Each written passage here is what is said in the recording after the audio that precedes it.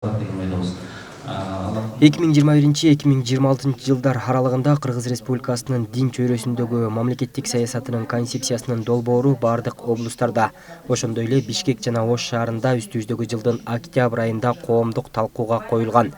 Талкууга диний уюмдардын өкүлдөрү, эксперттер, дин таануучу университеттердин кафедраларынын мугалимдери жана изилдөөчүлөр катышууда. Концепцияны иштеп чыгуу үчүн Кыргыз Республикасынын дин иштери боюнча мамлекеттик комиссиясы тарабынан жумушчу топ түзүлгөн. Анда 2014-2020 жылдарга карата Кыргыз Республикасынын дин чөйрөсүндөгү мамлекеттик саясатынын концепциясын ишке ашыруунун алкагында бир катар багыттар боюнча иштер башталган. Алардын ичинде диний уюмдарды каттоону тартипке келтирүү, өз ишин көзөмөлсүз жүргүзүп жаткан жамааттардын санын азайтуу боюнча да аракеттер жасалууда. Мунун алкагында мамлекеттик органдардын кызматкерлерине да түшүндүрүү, окутуу иштерин жүргүзүү каралган. Бизде ошол кызматкерлер кээ бир учурларда өзүнүн баягы нейтралдуулугун жоготуп, же болбосо бир диний уюмдун кызыкчылыгын көздөгөн дагы учурлар көп мындай кейс катары каралган.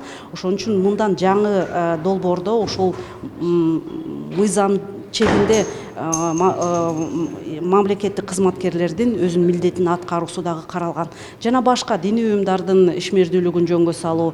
Бизде көп жылдан бери эле айтылып келаткан ушу диний билим берүү тармагы дагы. Бул боюнча дагы бизде абдан бир кандайдыр бир деңгээлде иштер жүргүзүлдү, бирок толук кандуу бизде баягы диний билим берүү жаатын жакшырттык деп айткандан биз азырынча алыспыз. Буга дагы ушу жаңы долбоорго сунуштар киргизилди. Анан дин таануу жаатында дагы ушу мектептеги жогорку окуу жайларга дагы ошо дин таануу сабагын киргизилүүсү боюнча. Учурда республиканын аймагында ар кандай конфессиядагы диний уюмдар ишмердигин жүргүзөт.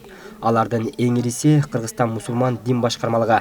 Ал мусулмандар арасында Ханафи мазхабынын жана Матруди диний ишениминин сакталышын камсыз кылат. Мунун алкагында диний чөйрөдө жана дин таануу жаатында калыптанган жагдайларды талдап, 2014-2020 жылдарга кабыл алынган концепциясынын ишин улантуу жана билим берүү жаатын өркүндөтүү каралган. Эми чындыгында концепциянын баары эле ишке ашып кетти дегенден алыспыз. Себеби ал жерде иш планда көрсөтүлгөн 60тан ашуу иш пландын ичинен баары аткарылган жок. Бирок Кудай буйрса, балким мөөнөт жетпей калды, балки ар кандай себептер менен Кудай буйрса кийинки жылдарда аткарабыз деген ойлор, сунуштар бар. Ал эми бул концепцияга дагы балдар боюнча, аялдар боюнча, укуктар боюнча, диний билим берүү боюнча дагы конфессиялар аралык мамилелер чыңдоо боюнча дагы кошумча пункттар кирип атат. Бул болсо дагы Кудай буйрса келечекте жакшы өзүнүн таасирин берет деген үмүттөбүз.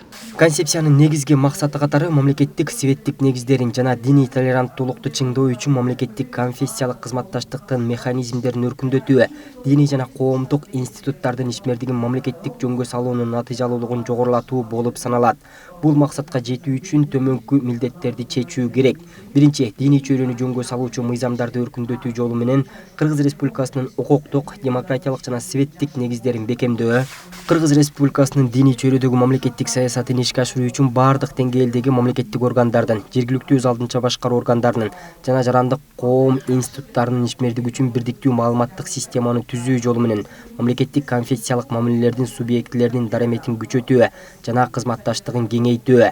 Үчүнчү, диний билим берүүгө светтик сабактарды, ал эми диний сабактарды бардык деңгээлдеги билим берүүнүн мамлекеттик системасына киргизүү жолу менен диний жана дин таануу боюнча билим берүү системасын өркүндөтүү. Төртүнчү, коомдун светтик мүнөзүнүн жана туруктуулугунун конституциялык негиздерин калктын айрым топторунун радикалдашуусуна көмөктөшкөн жана экстремизмге алып бара турган деструктивдүү диний айыгымдардын ишмердигине каршы аракеттенүү жолу менен бекемдөө. Бешинчи, Кыргыз Республикасында диний негиздерге чыр-чатактардын алдын алуу, коопсуздукту камсыздоо, конфессиялар аралык мамилелерди гармониялаштыруу боюнча иштин натыйжалуулугун арттыруу жолу менен жалпыга маалымдоо каражаттарында жана социалдык тармактарда маалыматтык түшүндүрүү, агартуучулук ишти активдештирүү каралган.